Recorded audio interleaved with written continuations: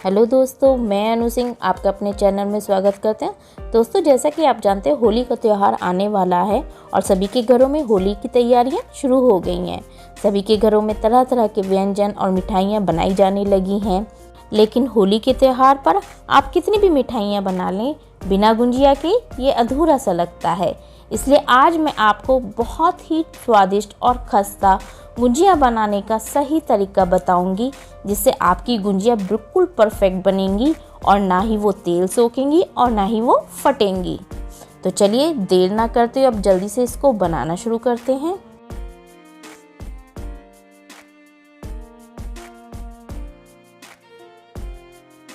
गुंजिया बनाने के लिए हम सबसे पहले इसका डो तैयार करेंगे।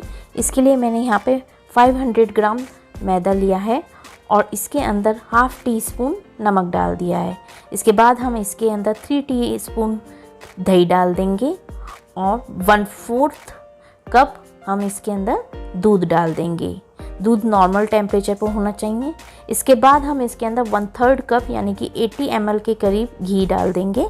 मैंने यहाँ पे देसी घी इस्तेमाल किया है। देसी घी इस्तेमाल करने से जो गुजिया है वो बहुत ही खस्ता बनके तैयार होती है।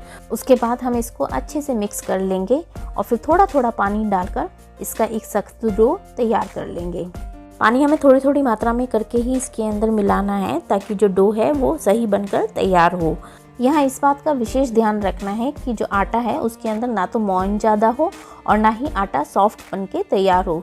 नहीं तो क्या होता है, जब हम गुजिया को सेकते हैं तो उसके ऊपर बबल्स आ जाते हैं, वो अच्छी बनके तैयार नहीं होती है।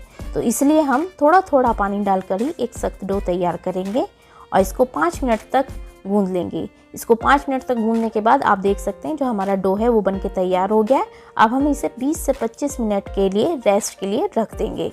गुजिया का डो तैयार करने के बाद अब हम इसकी बहुत ही टेस्टी सूजी और मावे से बनी हुई स्टफिंग तैयार करेंगे। इसके लिए हम यहाँ पर एक कढ़ाई लेंगे और उसके अंदर 2 टीस्पून देसी घी डाल देंगे और जब ये घी गर्म हो जाएगा तब हम इसके अंदर 60 ml के करीब सूजी डाल देंगे और उसको ब्राउन होने तक भून लेंगे। अब आप देख सकते हैं जो सूजी है वो भून गई है। अब हम इसको एक प्लेट में निकाल लेंगे और फिर इसके बाद हम इसी कढ़ाई के अंदर 1 टीस्पून देसी घी डाल देंगे और उसको गर्म कर लेंगे। और जब घी गर्म हो जाएगा तब हम इसके अंदर काजू, बादाम और पिस्ता डालकर उनको भून लेंगे। इनको हमें लो फ्लेम पर लाइट ब्राउन होने तक भूनना है। अब देखिए जो काजू, बादाम और पिस्ता है वो भून के तैयार हो गया है। अब हम इसे एक अलग प्लेट में निकाल लेंगे और उसके बाद इसी कढ़ाई के अंदर जो घी बचेगा उसी में हम किशमिश को डालकर भून लेंगे। देखिए जो किशमिश है वो भी भुन के तैयार हो गई है। अब इस किशमिश को हम जिस प्लेट में सूजी निकाली थी उसी में निकाल लेंगे।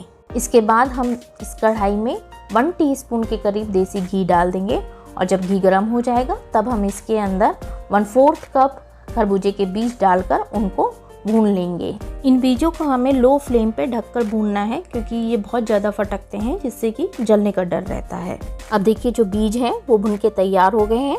अब मैं इनको भी जिस प्लेट में सूजी निकाली थी उसी प्लेट में निकाल लूँगी और फिर इसके बाद हम उसी कढ़ाई में 2 चम्मच देसी घी डालकर उसको गर्म कर लेंगे और जब घी गर्म हो जाएगा तब हम इसके अंदर 1 कप कद्दूकस करा हुआ सूखा नारियल डाल देंगे यानी कि गोला, और उसको भून लेंगे। इसे हमें तब तक भूनना है जब तक कि ये गोल्डन ब्राउन कलर का ना हो जाए और जब ये भुन जाएगा तब हम इसको भी उसी प्लेट में निकाल लेंगे जिसमें हमने सूजी निकाली थी। उसके बाद हम इसके अंदर 1/4 कप चिरौंजी मिला देंगे। चिरौंजी को हमें भूनना नहीं है, इसी तरह से मिलाना है। अब इसके बाद जो हमने ड्राई फ्रूट्स भून कर रखे हुए थे उनको कट कर लेंगे। ये देखिए इस तरह से हमें इनको बहुत ज़्यादा बारीक नहीं करना है, हल्का सा मोटा ही कट करना है। इनको कट करने के बाद अब हम इनको भी सूजी वाले मिक्सचर में मिला लेंगे और फिर इसके बाद हम एक बड़े से बाउल के अंदर 300 ग्राम खोया ले लेंगे और उसमें जो हमने ये सूजी और ड्राई फ्रूट का मिक्सचर तैयार किया था वो मिला देंगे। इसके बाद हम इसके अंदर 1 कप पाउडर शुगर मिला देंगे और इसको अच्छे से मिक्स कर लेंगे। आप चाहें तो पाउडर शुगर की जगह पे बूरा भी यूज़ कर सकते हैं। इसको अच्छे से मिक्स करने के बाद जो हमारा मावा, सूजी और ड्राई फ्रूट का स्टफिंग है वो बनके तैयार हो गया है। आप देख सकते हैं कि इस स्टफिंग में बिल्कुल भी मॉइस्चर नहीं है, तो जो ये गुजिया बनके तैयार होंगी वो बहुत समय तक ख़राब नहीं होंगी। स्टफिंग तैयार करने के बाद अब हम गुंजिया बनाना शुरू करेंगे। इसके लिए जो आटा है उसको हम एक बार फिर से गूंथ लेंगे। इससे क्या होगा, जो आटा है वो बहुत ही स्मूथ बनके तैयार हो जाएगा। देखिए, आप देख सकते हैं कि ये कितना ज़्यादा स्मूथ हो गया है। और फिर इसके बाद इसमें से एक बड़ी सी लोई तोड़कर उसका एक रोल तैयार कर लेंगे और जो बाकी का आटा है उसको ढक के रख देंगे ताकि उसके ऊपर बिल्कुल भी पपड़ी ना जमे। रोल तैयार करने के बाद हम इसको बराबर बराबर मात्रा में तोड़कर इसकी लोइयाँ तैयार कर लेंगे और फिर उसके बाद हथेली की मदद से इस तरह से हम इसकी पेड़े बनाकर तैयार कर लेंगे। ये देखिए, इस तरह से हम इसके स्मूथ पेड़े बनाकर तैयार कर लेंगे।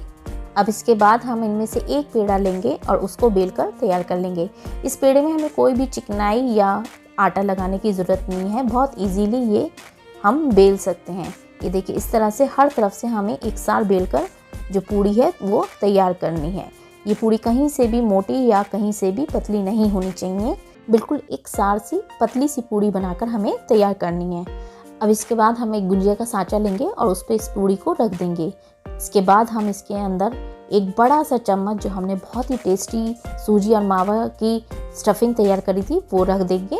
यहाँ इस बात का ध्यान रखना है कि जो स्टफिंग है ना तो वो बहुत ज़्यादा होनी चाहिए और ना ही बहुत कम होनी चाहिए, क्योंकि अगर स्टफिंग कम होगी तो गुंजिया खाने में अच्छी नहीं लगेंगी और अगर स्टफिंग ज़्यादा होगी तो जब हम गुंजिया को फ्राई करेंगे तो वो गुंजिया खुल जाएगी और स्टफिंग बाहर निकल जाएगी।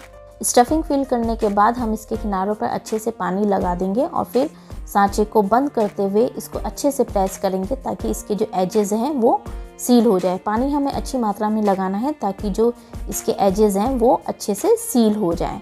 इसके बाद हम इसमें से जितना भी एक्स्ट्रा डो है वो हटा देंगे और इसको एक बार फिर से प्रेस करते हुए अच्छे से सील कर देंगे। ये देखिए, इस तरह से हमारी जो गुंजियाँ हैं वो बन के तैयार हो गई हैं। अब हम इसको सांचे में से निकाल कर अलग रख देंगे और फिर इसके बाद हम बाकी की जितनी भी गुंजियाँ हैं वो भी इसी तरह से बनाकर तैयार कर लेंगे। आप चाहें तो 5-6 पूड़ियाँ एक साथ बेलकर और उनको एक साथ भरकर गुंजिया बनाकर तैयार कर सकते हैं। इससे गुंजिया बनाना थोड़ा सा इजी हो जाता है। ये देखिए, इस तरह से मैंने अपनी बाकी की सारी गुंजिया भी बनाकर तैयार कर ली हैं। ये देखिए, यहाँ आप देख सकते हैं कि मैंने सभी गुंजियाओं को एक कपड़े के ऊपर रख दिया है और इनको मैं ऊपर से भी एक कपड़े से ढक दूंगी, जिससे क्या होगा कि जो इनकी ऊपर की सतह है उस पर बिल्कुल भी पपड़ी नहीं जमेगी और वो बहुत अच्छी बनके तैयार होंगी। ये देखिए, इस तरह से मैंने इनको एक कॉटन के कपड़े से ढक दिया है। सारी गुंजिया तैयार करने के बाद अब हम इनको फ्राई करेंगे। इसके लिए हम एक कढ़ाई में तेल लेंगे और उसको मीडियम फ्लेम पर गरम कर लेंगे। हमें मीडियम ही गरम करना है तेल को, बहुत ज़्यादा तेज़ गरम नहीं करना है। इसके बाद हम इसको चेक कर लेंगे। एक छोटा सा टुकड़ा आटे का डालकर हम देख लेंगे कि जो तेल है वो सही गर्म हुआ है या नहीं। आप देख सकते हैं कि तेल बिल्कुल सही गर्म हुआ है। अब इसके बाद हम इसके अंदर जो हमारी गुंजियाँ हैं वो डाल देंगे और उनको फ्राई करेंगे। गुंजियाँ डालने के बाद हम फ्लेम को बिल्कुल लो कर देंगे और उनको फ्राई करेंगे। इनको हमें हल्का सा फ्लिप करते हुए ऊपर नीचे करते हुए तब फ्राई करना है ताकि जो गुंजियाँ हैं वो एक जैसी फ्राई होके तैयार हों। ये देखिए, इस तरह से हम इसको बीच बीच में ऊपर नीचे करते रहेंगे ताकि ये दोनों तरफ से एक जैसी सिककर तैयार हों।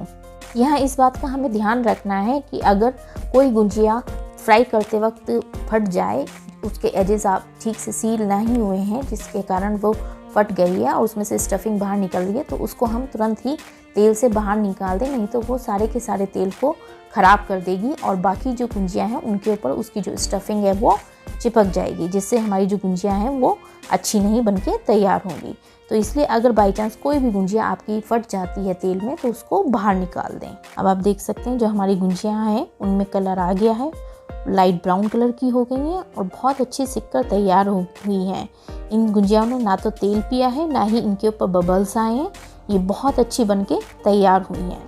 तो अब इस स्टेज पर हम इन गुंजियाओं को तेल से बाहर निकाल लेंगे। अभी ये गुंजियाओं में ये जो हीटिंग प्रोसेस है वो होता रहेगा, तो ये थोड़ा सा और कलर पकड़ लेंगी, तो इसलिए इसी स्टेज पर हमें सारी गुंजियाओं को निकाल के बाहर कर लेना है। और इसके बाद जो मेरी बाकी की बची हुई गुंजियाँ उनको भी मैं इसी तरह से फ्राई कर लूँगी। आप देख सकते हैं कि मेरी सारी ही गुंजियाँ बहुत बढ़िया बनके तैयार हुई हैं। इनमें से एक भी गुंजिया ना तो फटी है और ना ही इन्होंने तेल सोखा है, तो बिल्कुल परफेक्ट गुंजिया बनके तैयार हुई हैं। तो आप भी मेरी बताई हुई सारी बातों का ध्यान रखते हुए इसी तरह से गुंजिया बनाइए, तो आपकी गुंजिया भी बहुत बढ़िया और अच्छी बनके तैयार होंगी। ये देखिए, इस तरह से मेरी सारी गुंजियाँ बनके अब तैयार हो गई हैं। आप देख सकते हैं कि कितना अच्छा कलर आया है इनका और ये देखने में कितनी अच्छी लग रही हैं। तो दोस्तों उम्मीद करती हूँ कि आपको मेरी रेसिपी पसंद आई होगी और आप इन गुजियाओं को इस होली पर एक बार बनाकर ज़रूर देखेंगे। तो दोस्तों अगर आपको मेरी वीडियो पसंद आई है तो मेरी वीडियो को लाइक कीजिए, शेयर कीजिए और मेरे चैनल को सब्सक्राइब कीजिए। तो एक नई रेसिपी के साथ फिर मिलेंगे, तब तक के लिए नमस्कार।